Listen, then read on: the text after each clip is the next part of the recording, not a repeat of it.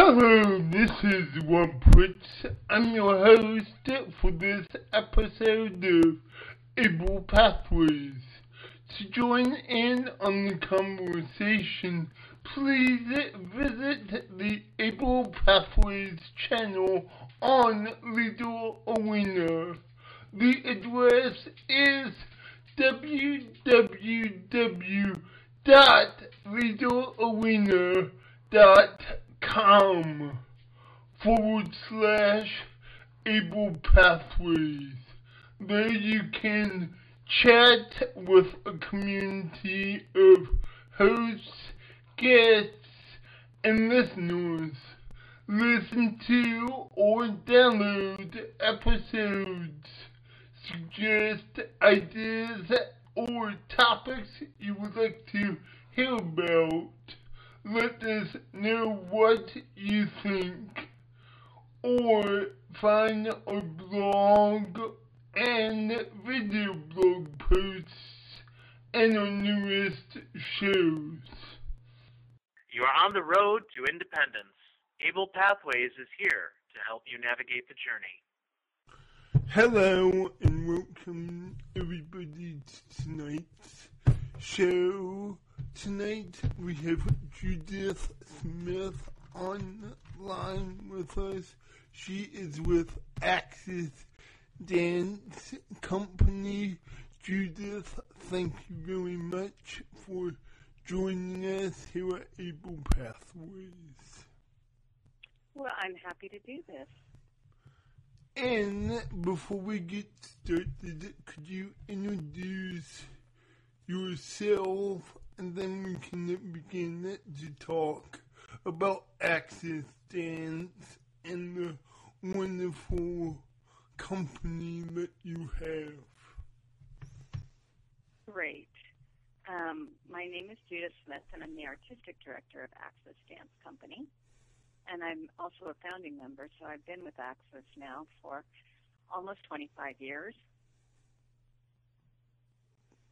Okay. Are you a person with a disability or not? I have a disability. I was injured in a car accident when I was 17 years old in Colorado, and I have a spinal cord injury. I'm a C6 quad, and I've used a power wheelchair pretty much my entire disabled life.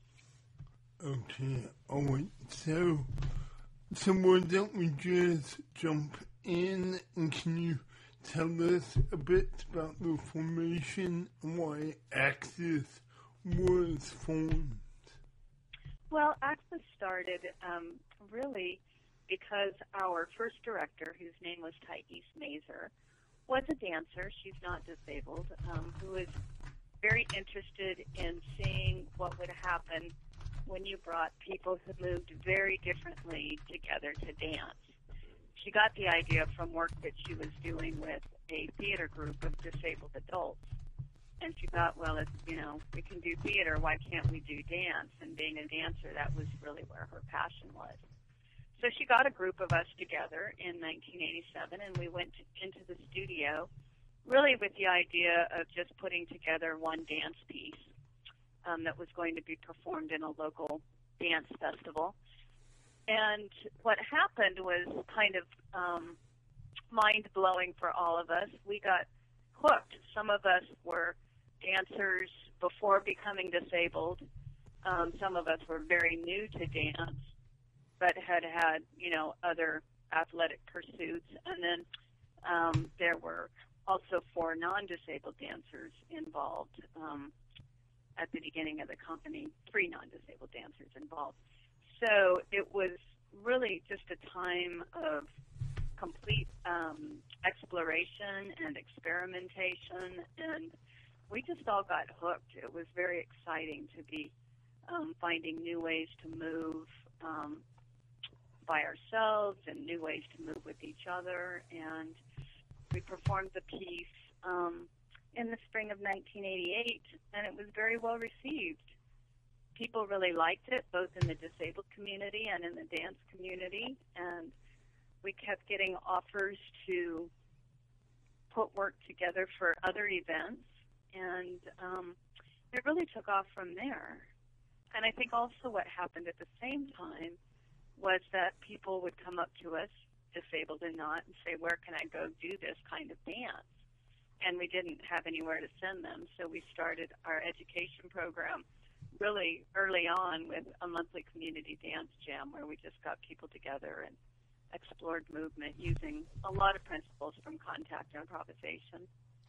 Okay, and are you mostly based out of Oakland, California? Yes. Yeah, we are in Oakland, California, and we've been here since the very beginning. We currently, and for the last almost decade, we've been at the Malanga Center for the Arts in Oakland, which is a performing arts complex, mostly of artists and organizations practicing arts from the African diaspora. And it's a wonderful building. It's an old historic building and been made very accessible, and we have a huge studio, and our theater is downstairs, so we feel really fortunate to have the facilities that we have. Cool. So I have a few questions. First, how many people are active in Access right now? Well, we have 3 people and myself on staff. Molly McFarland, who's our development manager, and also does a lot of our PR and booking. Annika Nonhavel, who's our education director. We have an administrative assistant, and then myself as artistic director. And right now in the company, we have 6 additional dancers. And the company's mostly been 5 to 8 dancers, and anywhere from an equal split of disabled and non-disabled dancers to sometimes we have more disabled dancers or sometimes more non-disabled dancers. So we're really lucky that we've been able to, attract dancers who are really, really skilled from actually around the world. Cool. And how do you recruit dancers?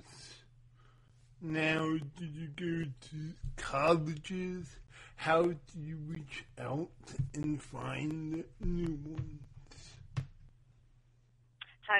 How do we find new dancers? Was that the question? Yes. Well, it varies a lot. I'm constantly keeping my eye open for talented dancers and those who have potential, especially disabled dancers. It's much easier for us to find non-disabled dancers. Sometimes we've had auditions, really formal auditions that we set up, and just have people come in for an afternoon, and then we would do a callback. Other times we've done an audition workshop weekend. But our real preference is to have people come to our summer intensive, and we do a lot of scouting for dancers through our summer intensive, which happens in Oakland in August. And it's really a great time. It's kind of an immersion in physically integrated dance, and we've been doing these almost annually since 2005. We generally have an international cast of people show up, and we just dance together for the week. We have technique class, a choreography and performance class, and an improvisation class. We culminate the summer intensive with a showing at the end, and we have different forums, and it's just a wonderful way to really get to dance your butt off for a week with wonderful people from around the world and to learn a lot in a short amount of time. Wow. Yeah, it's just so much fun, and it's really one of our favorite things that we do every year, and it's very well received, and we have a lot of people who like to come back. and do it again, which is, always nice. But that's kind of the way that we like to get to know people, is to actually have them either come to our classes in the studio over a period of time.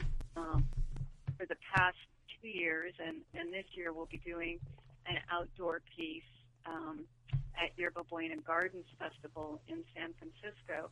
And for that, we audition a community cast, and we have about 25 dancers with and without disabilities of all ages dancing with our company members in about a 30-minute performance. We perform 3 different times, and that's really fun because you get to take class. There's workshops and classes leading up to the performance and lots of rehearsals, and that gives us an opportunity to, work with people. Not as easy to do if you're, not locally based, but we actually have some people coming in this year who we're gonna try to help them find some housing situations, and they'll be here for the month just helping us put that work together and performing with us. So. Cool. And how long did it take you to put together a show or a dance? And how do you put that together? Do you have one signature dance that you've kept over the years, or do you evolve around that? Well, that's a really good question. The length of time that it actually takes to create a dance, it really varies a lot.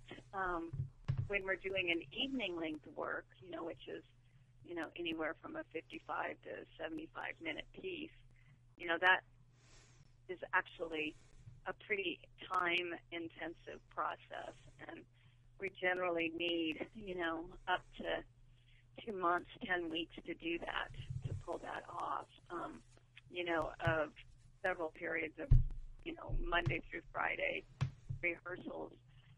Some of our other work, what we mostly do is called repertory, meaning that we'll have 2 or 3 different pieces on a program, and those pieces would range from 10 to 30 minutes. And we like to have choreographers. We commission choreographers from outside the company, but also have company members choreograph. But when, for instance, we commission a well-known choreographer to come in, our ideal situation is to bring them in for 3 or 4 days so that they can just work with us and get to know the company.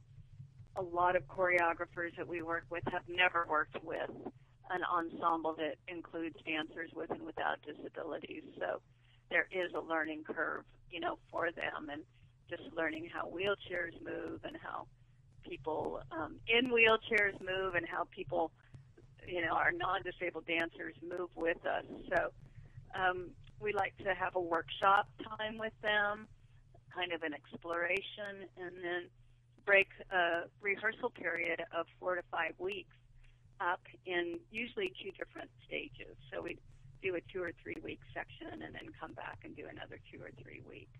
And then, during that time, we're also working with, the composer, the lighting designer, the costume designer. And then usually our programs, for instance, that we tour will have 2 to 3 pieces. Wow.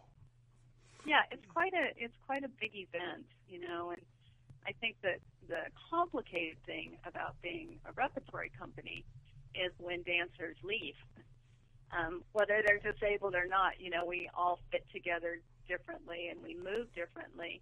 And so ballet companies that can keep a piece going for, years and years and years and then put it away for a few years or decades and bring it back out, that's harder for us to do because our dancers are all so unique and they move so differently. I understand it completely, but it sounds like such a fascinating dance. Your dancers, are they paid to dance, or are they volunteering their time? Our dancers are all paid for their work. Unfortunately, in this country, dancers aren't paid well, And most dancers do work pretty much for nothing, unless you're in one of the more established, larger dance companies. But our dancers are paid for three-quarter time work, and we do have, health care and health stipends. And then we also pay for transportation to and from rehearsal or anything access-related. They get monthly stipends for professional development so that they can go out in the community and take classes or, get body work when it's necessary. So that's one thing that I wish, we had everybody on full-time salary. But even with most professional companies where we're paying dancers year-round, a lot of other companies might work only 30 to 40 weeks a year and some less. So then dancers have to kind of scramble the rest of the year to, figure out a work situation that, supports them coming to work for, a dance company for, 3 months or 6 months. So it's pretty complicated being a dancer, and I would say that it's not for the meek. I understand that.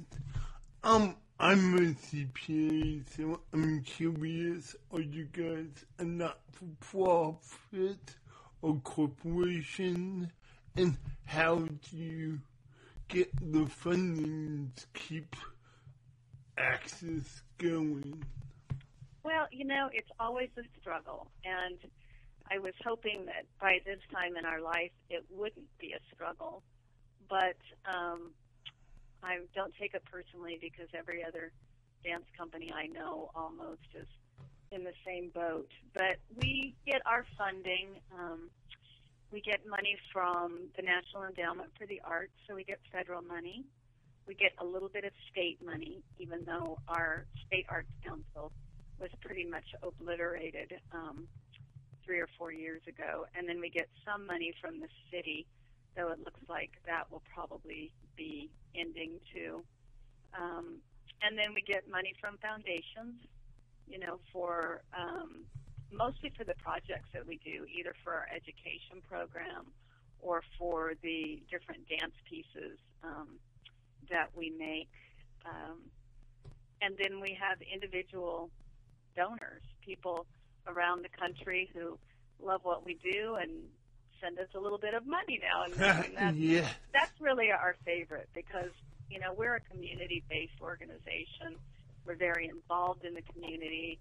We love having community support, and we want people in our community to feel invested in us and to feel like the work that we're doing is important. And that's, one of the ways that people who aren't nearby can get involved with us is to become a donor and, to get our email newsletters and to join our Facebook page or our Twitter and our blog and our YouTube channel. So we have lots of different social media ways to keep people engaged. One of the things I'm very excited about is our next project is going to be with choreographer Victoria Marks, and she has already created one work for us. And this piece, we're actually going to have, hopefully develop an internet community of people who are creating dances based on the process that we'll be using in the studio and then posting those on website that we'll be developing. So the piece is called Contingencies, and the idea of it is going to be making dance based on if-then statements, which, like if it looks like rain, then I need to take an umbrella. If I fall, then you will catch me. So we're really looking forward to using these contingency statements to develop choreography. And Vic became particularly interested in these because her son is autistic. And so for him, contingency statements, are very different. If I don't tie my shoelaces the right way, I might die. So we're really looking at kind of a range of beliefs and what Vic calls magical thinking. And so we're really very excited about the potential this piece has to, talk about some relevant issues in our time, but also to get people from all over the world of all ages and abilities involved in making dances, even in their living rooms, That sounds fascinating and interesting, because my other question is, how many disabled dance troupes are there in the United States?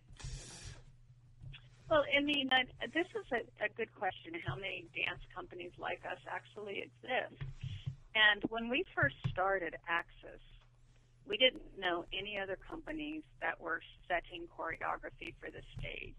We knew there were different groups who were doing improvisation, contact improvisation, and what happened was that as we started to work and get to know people, we had somebody come over from Germany who came to our performance, and he was disabled and later joined the company, and he told us about a company that he knew in Germany, and we got involved with them. And this, was back in the late 80s and early 90s, before we could all do internet searches to find out who was doing this stuff. So it took time for us to really learn that, Dancing Wheels in Cleveland was already working, and there were companies in Europe that were starting up, and so it was a slow process. But now in the United States, we probably know of about a dozen different companies that are working around the country. Pardon? Isn't there one based in Chicago? Yeah. Dance Detours in Chicago, Alana Wallace's company. And then I believe that Chris Long, is it Chris Long? I'm so bad at names anymore. And Ginger, who are disabled dancers that have come to our performances when we're in Chicago and then also come to our summer intensive.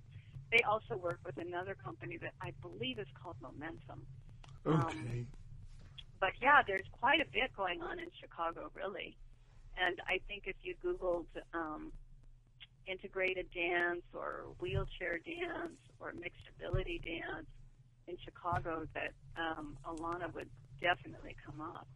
Because I've had the privilege to meet Alana, and she's a fascinating gal. Oh, she is. She's totally wonderful and just really smart and really, really committed to her work. But let's get back to Axis. How can people see you? I know you had one of your dances appear on So You Can Think You Can Dance on Fox. But where else can people see your dances? Well, we did get to perform on So You Think You Can Dance last June, which was quite an experience. It was a wonderful opportunity to get physically integrated dance in front of millions of people, which is something that, would have been really hard for us to do on our own. So it's not very often that you get the opportunity to reach so many people. But we do tour, and right now we're touring a lot. This next week we'll be at James Madison University in Harrisonburg, Virginia. And the following week we're down at the Florida Dance Festival for the Dance Able Festival with Tiger Tail and in Miami. Okay. And then after Miami, we're home for a little bit, and then we take off and we go to Burlington, Vermont in March. And in March, we're actually in 3 different venues. We're in Burlington, Vermont, and then we're in Albuquerque, New Mexico. In Burlington, we're at the Flynn Center. In Albuquerque, New Mexico, we're at North 4th. It's VSA New Mexico's venue, and then we go to Connecticut College. So we're kind of all over the place. And we always teach when we go out and do residencies. So we do a lot of master classes and workshops. In April, we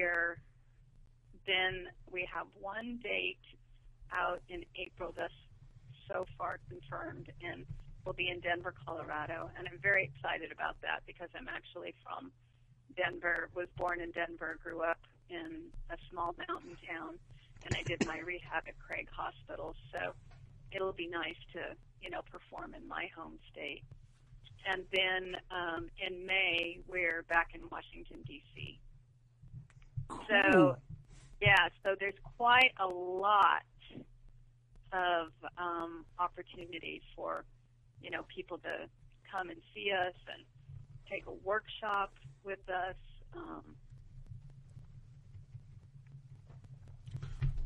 It just sounds like you guys are a bit of everywhere, and it sounds like more and more people are accepting of your style of dance.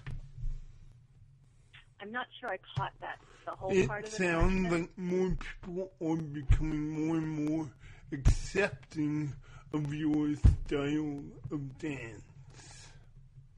Well, I think we've been very lucky in that because we work with well-known choreographers, some of the best choreographers in the country. Right now we're touring work by David Dorfman, who is a New York dancer who teaches at Connecticut College, Alex Ketley, who's based here in San Francisco, and Mark Brew, who's a disabled choreographer based in London. And so I think because we've worked with Bill T. Jones and Stephen Petronio and Victoria Marks and Carlson, these really well-known choreographers, then dance presenters have been very interested in our work. And it really helped us to move from doing all of our work collaboratively from within the company to actually commissioning, well-known choreographers. It really helped to put us on the map. And so I think there is a lot more acceptance for, and a lot more, and not only acceptance, but a lot more interest in this form of dance. And definitely presenters like Mary Luft at Tiger Tail in Miami.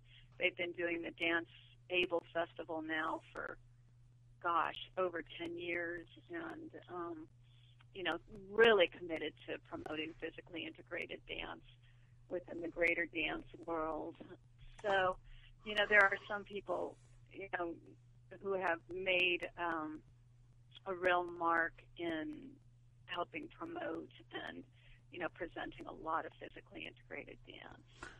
And one last question, is there now any colleges or local dance companies that are beginning to teach integrated dance?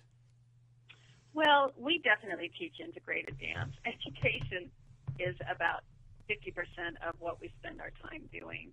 We perform a lot in the schools. We have a studio program for adults. We teach in universities. There is not yet a university program for physically integrated dance, but, there haven't been a lot of people who've been disabled who have been able to get a degree in dance, but there have been some, and mostly they've been just really motivated and have managed to find, one or two people in a dance department that would really work with them to make that program work.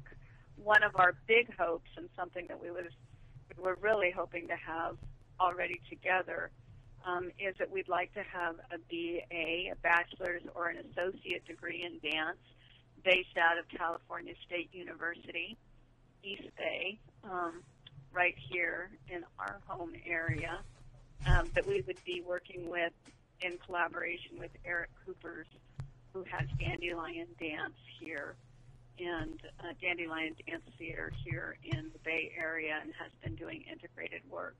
It's been very hard for us to get that going because of the economy and all of the budget cuts in California. Yes. But you have to be pretty motivated, and fairly lucky, and do some searching for, the right place if you're disabled to go and study dance. But I think that the exciting thing about the fact that we, get to go to a lot of universities and teach is that starts to open people's minds about the possibilities. And the truth is that you can create movement in a physically integrated company that you cannot create any other way. Yes, and that's also why I like to do shows such as this one, so that people who are thinking at dance thinks, hey, this is something that I can possibly do at some point. So it helps to get people to thinking out of the wheelchairs and realize that the wheelchair can help if they just can think differently.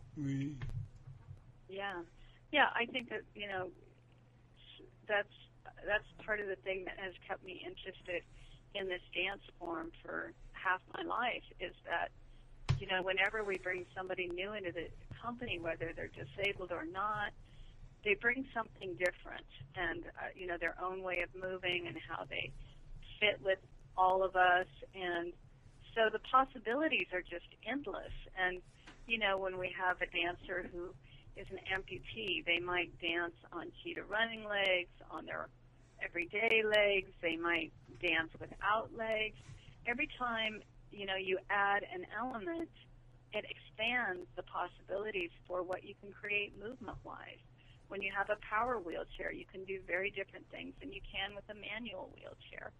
So, if you're on crutches or use a cane, and then when you combine your, this different, all these different ways of moving with really highly trained, skilled, non-disabled dancers, the possibilities are just really endless. I mean, as you were describing it, I'm beginning to see in my head a lot of the combinations, and I bet it's fascinating. Yeah, I think one of the things that we've really realized, having done this, is that people really need to see this work to understand what it is and what it can be. Because it's not like ballet. Almost everybody can close their eyes and conjure up an image of ballet and what ballet is, or hip-hop, or popular forms of dance. But mostly when you talk about someone in a wheelchair dancing, the mind kind of might go blank, or, somebody in a wheelchair dancing with somebody who's not in a wheelchair, or somebody who's an amputee dancing without legs. You really have to see it to believe it, and that's why we have a YouTube channel, so people can go on and really get a chance to see, the wide variety of our repertory. We have clips from our education programs, from our classes with kids and adults, from our university work, our summer intensive. You really have to see this work to believe it. Cool. Could you please send me a link to your YouTube channel, and then we'll attach it to our page? Yeah, I can do that. I can send you links to our Facebook page. Okay. Which you can get to our YouTube, our Twitter, our blog. But also, if you just go to YouTube, I think it's youtube.com, and type in Axis Dance Company, AXIS, Dance Company, a lot of videos will just come up because we do have our own channel. Okay, I'll wait. And we have our own website, and people can join our mailing list. And that way you'll get emails when we're performing or when we, do new projects. So you can really keep up to date with where we are. We are very, very active on Facebook. our Facebook page is, always up to date with the latest, greatest, and fun stuff and interesting information about us and about dance and about what's happening in the disability world. So I really encourage people to, use the internet and get involved. We love that. And you basically summed up why I'm doing the show, because until the disabled gets involved, it won't happen, and the internet's opening up so many doors that we did not even have opened 5 or 10 years ago. Mm-hmm. Yeah, it's true, and not everybody has internet access. But the truth is that everybody can put on music and start dancing and moving. And they can get their friends together and start dancing and moving together. And you can do it in your living room. And if you're really, really passionate about this, contact us, and we'll see if there's somebody in your area that we know, who would like to either start a program or has a program going. I mean, we're a really, really great resource, and if we don't know who's out there in your area, we'll do our best to find out. And, just show up at dance studios and see if there's somebody who will, who's out there working or wants to do it, because a lot of people are getting interested in this dance. Okay. Right. I would like to see if you have anything else, because am I correct? Didn't this half an hour just fly by? They certainly do. Well, just what I said. Please check us out on the website. Call us if you don't have, information. If you don't have access, our number is 510-625-0110, and we'll help you out over the phone. And if we're in your area, please come and see our performances. Bring your friends, and find ways to get involved. Okay. All right. Once again, thank you very much, Judith. I hope you enjoyed the show as much as I did. Well, yes, and I'm really looking forward to, spreading this link around and letting people know about your radio show, and thank you so much.